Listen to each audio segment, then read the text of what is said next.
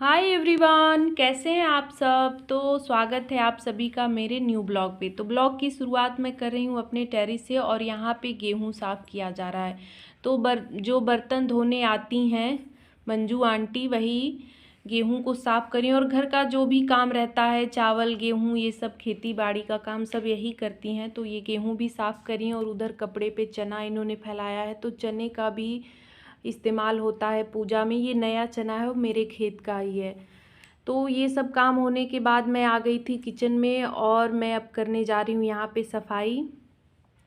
तो रामनवमी पे किचन को बहुत ही अच्छी तरह से साफ़ किया जाता है। वैसे तो हमेशा ही हम अपने किचन को साफ़ सुथरा रखते हैं, करते रहते हैं, लेकिन रामनवमी के पूजन में हमारे यहाँ किचन को बहुत ही अच्छी तरह से डीप क्लीनिंग कह लीजिए किया जाता है। तो मैं यहाँ पे अलमारी में से सारे कंटेनर निकाल रही हूँ, क्योंकि एक दिन में तो पूरी सफाई हो नहीं पाएगी। तो बारी बारी से ही मैं सफाई करती हूँ। तो जब से नवरात्रि स्टार्ट है तभी से थोड़े थोड़े काम हो रहे हैं, ताकि एक ही दिन बहुत ज़्यादा काम ना पड़े। उस दिन तो बहुत ज़्यादा काम वैसे भी रहता है, टाइम ही नहीं मिलता है, पूरा दिन लग जाता है काम करने में। पूजा की तैयारी, साफ़ सफाई, धोना, किचन को बाहर सब कुछ धोया जाता है, पूरे घर को साफ़ किया जाता है। तो बस मैं यहाँ पे देखिए कपड़ा लेके सारा ऐसे ही अलमारी पोंछूंगी और फिर उसके बाद कंटेनर वगैरह सब कुछ पोंछ के फिर इसमें रख दूँगी। तो बारी बारी से मैं आज 2-3 अलमारी को साफ़ कर दूंगी। तो यहाँ पे लिया है मैंने, देखिए एक लिक्विड कॉलिन के बॉटल में लिया है। तो ये कॉलिन नहीं है, इसमें मैंने विम जेल, डिटॉल और विनेगर, थोड़ा सा पानी मिला के ये लिक्विड तैयार किया है। तो ये बहुत ही अच्छा होता है, फर्नीचर वगैरह जो भी इस तरह के होते हैं, गैस स्टोव, सब कुछ बहुत ही अच्छे से क्लीन हो जाता है और कोई भी जर्म्स वगैरह भी नहीं रहते हैं। डिटॉल भी मैंने मिलाया है। कॉलिन से तो उससे भी साफ़ हो जाता है, लेकिन इससे दाग वगैरह बहुत ही अच्छे से छूट जाते हैं और जो अंदर अलमारी में सीलन वगैरह की बदबू होती है वो भी ख़त्म हो जाता है। तो ये मुझे बहुत ही अच्छा पड़ता है, मैं इसी से ज़्यादा साफ़ करती हूँ। और पूरी सफाई के बाद फिर बाद में ऊपर से बाहर से फिर कॉलिन से मैं साफ़ कर देती हूँ। तो इसी तरह से देखिए बस मैं नीचे आ गई हूँ और नीचे की अलमारी भी साफ़ कर ले रही हूँ।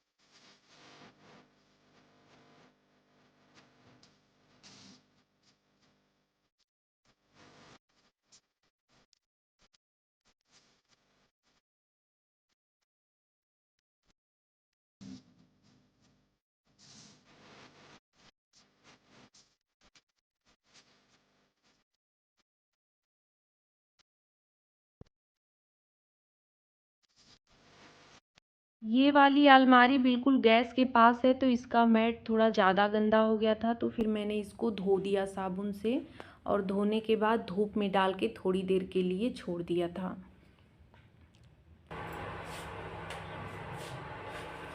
देखिए यहाँ पे काम करते करते लग गई थी भूख। सारा सामान ऐसे ही फैला हुआ है। उधर की अलमारी उन दोनों में मैंने सेट कर दिया है, लेकिन ये वाला देखिए ऐसे ही पड़ा हुआ है। तो पहले कुछ खाने को बना लेती हूँ कि मैं जा रही हूँ बनाने, देखिए मैगी। तो मैगी बनेगा, खाएंगे। इधर मैंने चाय रखी है, तो फिर उसके बाद मिलती हूँ। तो काम करते करते मैं थक भी गई थी और भूख प्यास भी लग रही थी, तो फिर मैं आ गई यहाँ पे मैगी बनाने। और बेटे को चाहिए भी था मैगी, वैसे मैं अपने लिए सिर्फ नहीं बनाती, तो उसके 2-3 दोस्त भी आए थे, तो उसने बोला कि मम्मी बना दीजिए मैगी। तो मैंने सोचा चलो फिर अपने भी खा लूँगी, थोड़ा सा रेस्ट भी हो जाएगा। तो देखिए मैं यहाँ पे बना रही हूँ।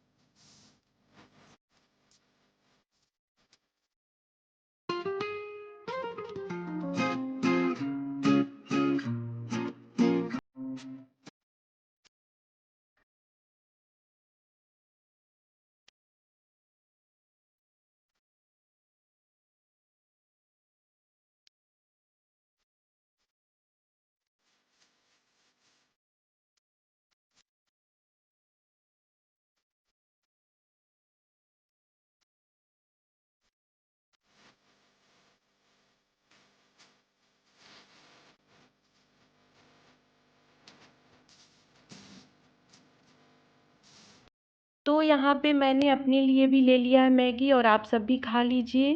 तो कोल्ड ड्रिंक भी आया था, तो मैंने कोल्ड ड्रिंक ले ली, और चाय मैंने ऐसे ही छोड़ दिया, बाद में पी लूँगी। मैगी के साथ कोल्ड ड्रिंक ही अच्छा लगेगा और थोड़ी सी ताजगी भी आ जाएगी। बहुत ही थकान हो गई थी।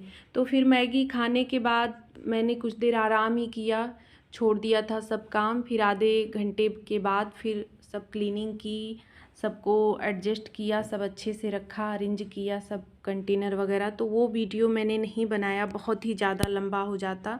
तो फिर काम करते करते शाम हो गई थी, तो मैं आ गई फिर मंदिर में दिया बत्ती करने, आरती करने।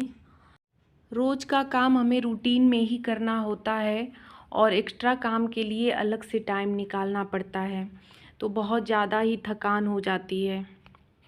तो मैंने देखिए पूजा वगैरह कर ली, और बहुत ही लेट हो गया था, शाम हो गया था, तो अब रात के खाने की तैयारी हो रही थी। तो देखिए मैं आ गई थी किचन में, और यहाँ पे कुछ डब्बे वगैरह जो धोने के लिए थे मैंने उसको धो दिया था। और ऊपर देखिए अलमारी में सब मैंने डब्बे अरेंज कर दिए हैं, और साफ़ सुथरा आप देखिए कितना अच्छा लग रहा है। तो सफाई होने के बाद, अरेंज होने के बाद कोई भी चीज़ बहुत ही अच्छी लगती है, उसकी खूबसूरती थोड़ी सी बढ़ जाती है। और कई दिनों से ऐसे ही पड़ा था, यही मतलब वेट कर रहे थे कि ये पूजा में तो सफाई होनी ही है। तो इधर वाला लास्ट का एक अलमारी बचा है साफ़ करने के लिए, तो उसको मैं कल करूँगी। इधर नीचे भी मैंने सब कुछ सामान रख दिया अच्छे से। मेरे किचन में जितनी भी अलमारियां लगी हैं, तो सब में ऐसे ही सिर्फ पार्टीशन दे के ही बनाया गया है, कोई ड्रॉर या कुछ भी ऐसा नहीं है, सिर्फ सिंपल सा ही है।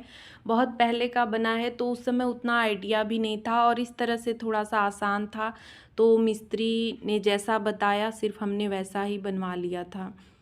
तो इसमें देखिए बर्तन वगैरह सब मैंने धुल के रख दिए हैं। ये वो सब बर्तन हैं जो डेली इस्तेमाल नहीं होते हैं। तो टाइम देखिए अभी 7:15 हो गए हैं। तो आज पूरा दोपहर से मैं लगी थी, करीब 2-2:30 बजे से लगी थी और अभी देखिए 7:15 हो गए। पूरे काम को निपटाते निपटाते बीच बीच में और भी काम हो गए, चाय नाश्ता, फिर दिया बत्ती मैंने किया, तो बीच बीच में रुक भी गई थी थोड़ा सा। तो अभी ये सब काम हो गया, अब मुझे है खाना बनाना। तो लास्ट में आपको मैं दिखा देती हूँ कि पूजा के लिए क्या आया है। तो देखिए रामनवमी के पूजा में